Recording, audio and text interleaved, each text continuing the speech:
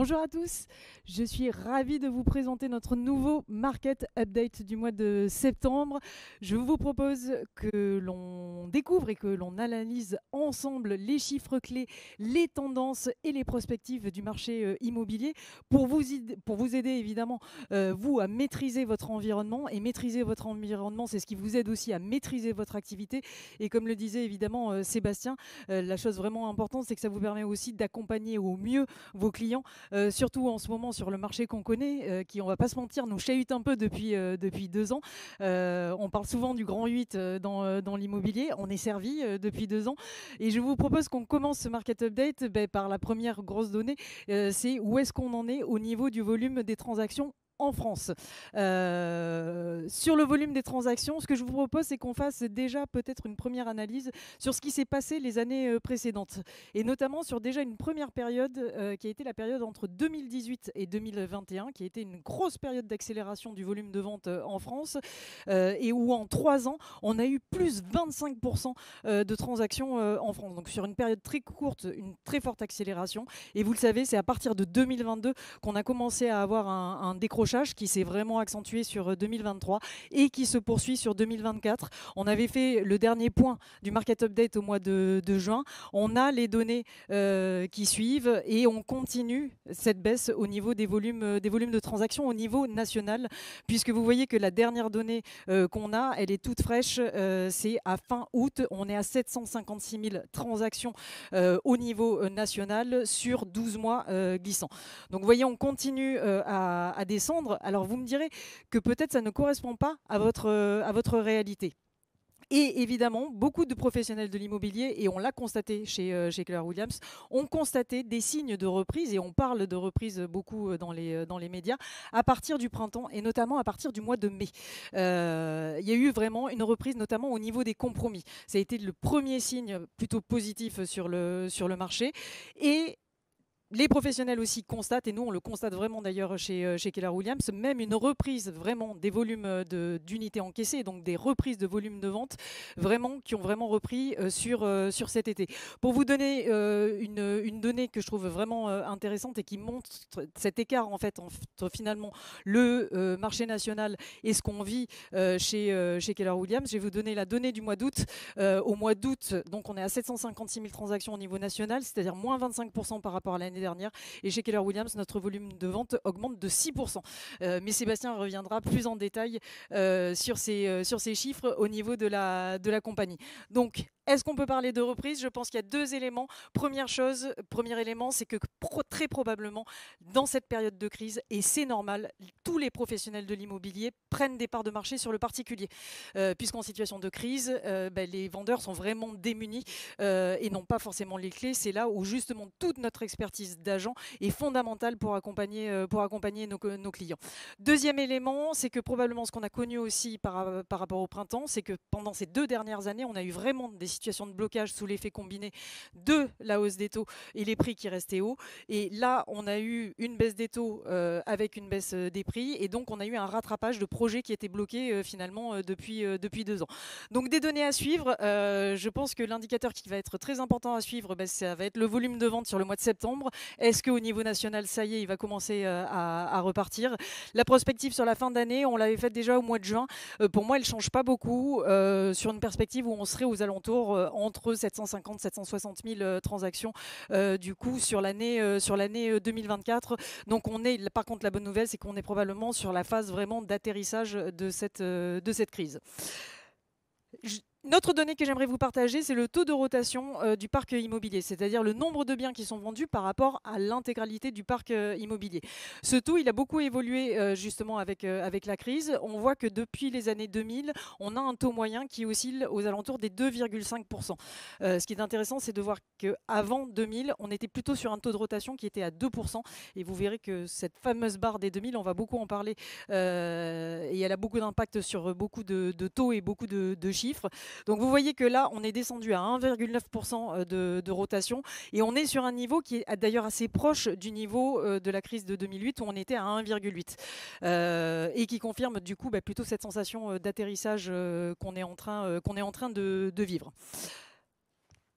Maintenant, parlons des prix. Les prix, évidemment, une grosse envolée grosse envolée des prix, pareil, à partir de 2000, mais vraiment une accélération plus précise à partir de 2015. Grosse envolée vraiment qui a atteint son apogée sur 2021-2022. Et ça n'est qu'à partir de 2023, l'année dernière, qu'on a commencé vraiment à avoir des baisses de prix importantes. Puisque sur l'année 2023, je vous rappelle qu'on a eu moins 4% sur les prix au niveau national, c'est-à-dire un niveau équivalent de celui qui avait été atteint précédemment en 2009, donc après la crise des subprimes, où on était à moins 4,1% aussi sur l'année 2009. Sur 2024, la baisse se confirme. On est actuellement à date à moins 4,8%. Et ça, j'ai envie de dire, c'est plutôt une bonne nouvelle parce que c'est quand même ce qui permet de fluidifier le marché. Ça, c'est les données à date, mais on a quand même les toutes dernières qui viennent de tomber. C'est sur le dernier trimestre. On a par contre un frémissement de reprise finalement un peu à la hausse, une résistance des prix qui repartirait un peu à la hausse sur du plus 0,3, plus 0,1%. Donc données vraiment à suivre. C'est pas forcément une bonne nouvelle parce que vous l'avez compris qu'effectivement la baisse des prix permet justement de débloquer le marché et de fluidifier les transactions. Qu'est-ce qui se passe au niveau des régions et au niveau des départements? On l'avait déjà analysé au mois de juin et la tendance se confirme. Donc les baisses de prix ont commencé évidemment sur l'année dernière. Et elles se sont vraiment accentuées. C'est-à-dire que l'année dernière, on avait quand même encore des exceptions et on avait quand même encore des départements qui étaient en hausse, sauf que les hausses commençaient à être vraiment beaucoup moins fortes en valeur.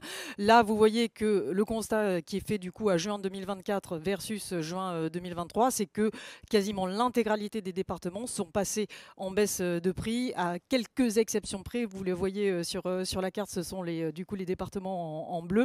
Mais sinon, tout le monde est passé sur une tendance de baisse de prix.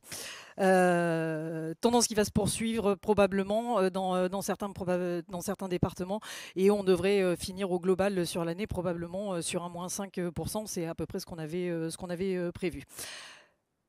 Quelle évolution au niveau du pouvoir d'achat immobilier?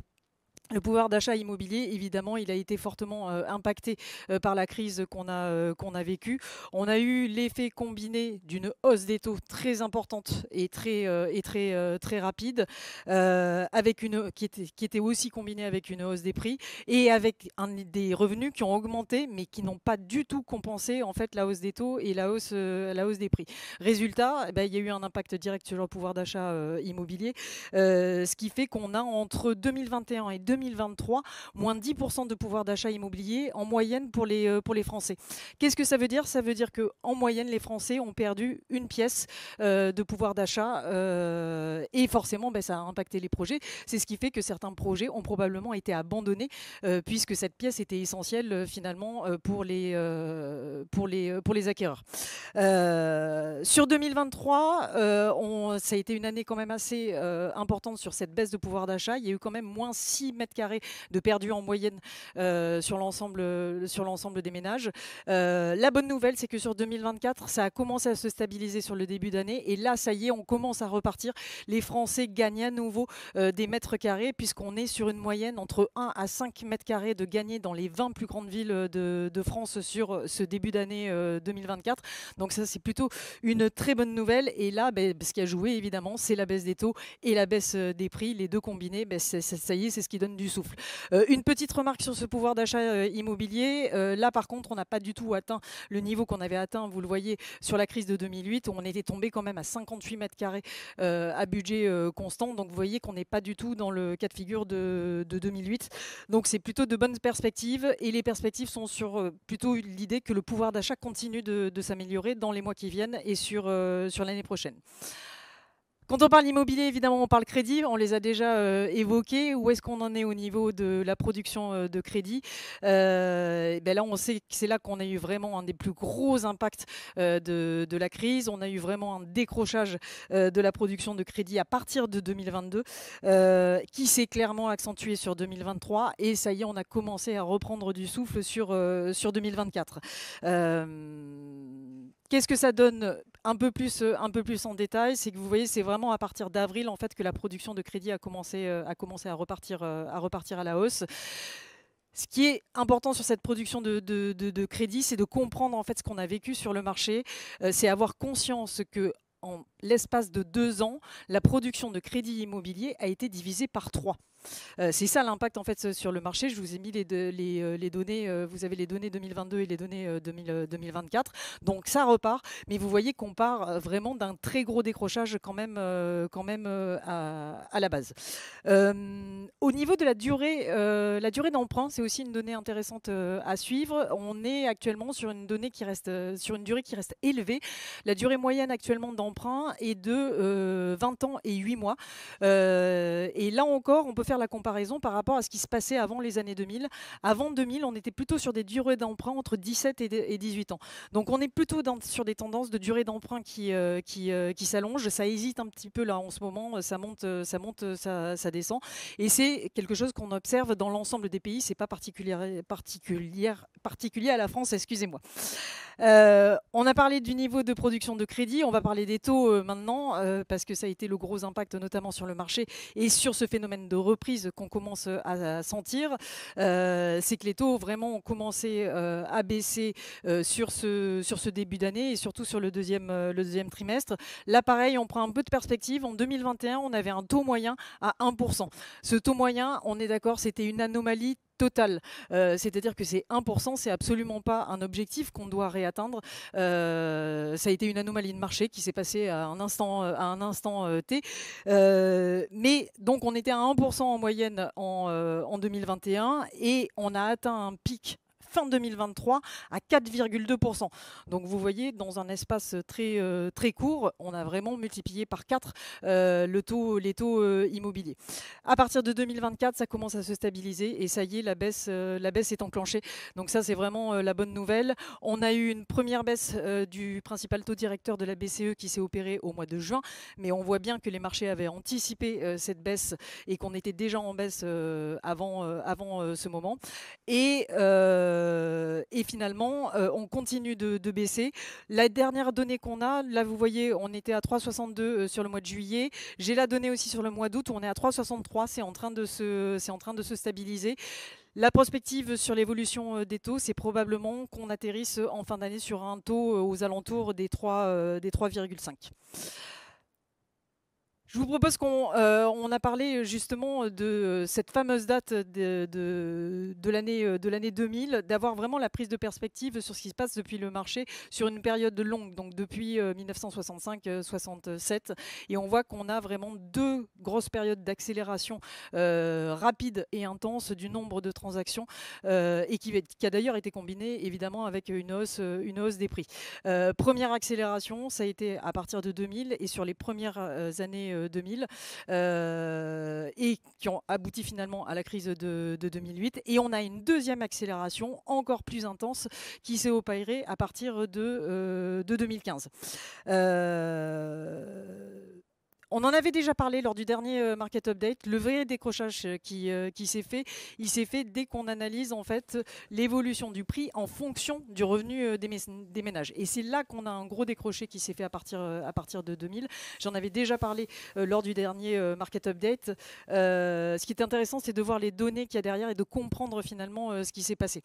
En 25 ans, donc entre 2000 et 2023, on a eu les prix immobiliers qui ont été multipliés par 3. Les prix immobiliers ont été multipliés par 3 en l'espace de même pas 25 ans. Pendant cette même période, le revenu moyen en France a augmenté de 70%. Donc vous avez d'un côté les prix immobiliers qui ont fait plus 300%, de l'autre côté les revenus qui ont fait plus 70%. Et en même temps, on a été sur une période d'inflation, parce qu'on parle beaucoup de l'inflation actuellement qui vient de repasser sous la barre des 2. On devrait finir aux alentours des 2 en fin d'année, être à 2,2 sur l'année prochaine. Mais la perspective qu'il faut avoir, c'est qu'est-ce qu'on a eu comme inflation sur une longue période. Et depuis 2000, on a eu une inflation, on a eu une augmentation des prix à la consommation de 20%. Donc, hausse des prix immobiliers plus 300%, une inflation de 20% et les revenus qui n'augmentent que de 70%. Donc vous voyez bien qu'il y avait cette anomalie finalement qui s'est créée dans le marché et qui a eu cet impact finalement sur le marché immobilier. Et je l'avais évoqué la dernière fois qu'on était probablement dans une crise qui était en fait une crise de régulation structurelle. Et là, vous le voyez sur ce graphique où on a finalement le montant des transactions et des prêts par rapport aux revenus disponibles des ménages. Et là, c'est exprimé en pourcentage. Et vous voyez bien qu'avant les années 2000, on était sur des niveaux, on était plutôt aux alentours des 5-6%, et qu'on est monté à des niveaux totalement records, quand je parle au niveau des transactions, où on était à du 18%. Et là, ça y est, on redescend, on commence à réavoisiner les 10%. Donc, c'est plutôt une bonne nouvelle. Ça veut dire que finalement, le marché est en train de s'assainir. Quelles sont les perspectives sur le long terme? Une dernière donnée que je vous donne, parce que c'est une donnée structurelle et qui est importante à savoir, c'est que pour la première fois de notre histoire contemporaine, notre démographie n'évolue plus. Et ça, c'est un élément à prendre en compte pour voir vers quoi on tend. Et ça s'est opéré tout récemment sur cet été. Le nombre de décès est devenu équivalent au nombre de naissances. Ce qui veut dire que notre démographie n'évolue plus. Donc sur la démographie actuelle qu'on a, 68 millions de personnes, 31 millions de ménages. Le chiffre, on va dire sain de transactions, c'est 850 000 transactions. Donc c'est vers ça qu'on tend, et c'est vers ça qu'on tend à long terme, ça veut dire sur les prochaines années. Et donc probablement qu'on n'atteindra plus les 900 000, 1 million de transactions. Ce ne serait pas cohérent avec notre marché. Voilà, j'espère que ces chiffres clés vous aideront dans votre accompagnement et dans la gestion de votre activité.